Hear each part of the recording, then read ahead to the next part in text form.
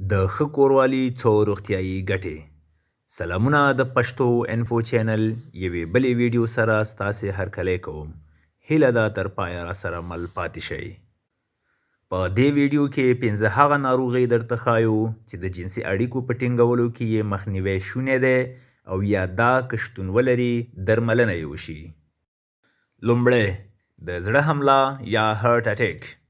یوې څېړنې ښودلې ده که چیرې یو کس میاشت کې لږ تر لږه 4 ځلې کوروالی کوي نو د زړه د حملې شونتیا یې نیم په نیمه یا 50 سلنه کمیږي. کوروالی کولی شي چې په طبیعي ډول د زړه حملې چې وژونکې ناروغي ده مخه ونیسي. البته د خپلې میرمنې سره. دوهم د سر درد.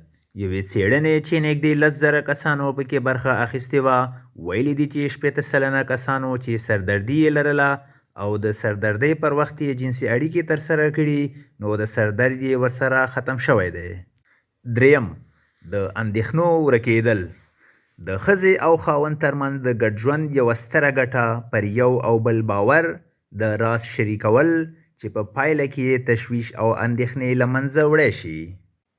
نو په پایله کې د خاوند او میرمنې ترمنځ د ښه کوروالي په ترسره کولو سره د اندېښنې ختمېدلو امکانات ډیر وي. څلورم بې خوبي. هر انسان د 4 ساعتو په موده کې لږ تر لږه له 7 ساعتو نیولې تر 8 ساعتو پورې منظم خوب کولو ته اړتیا لري.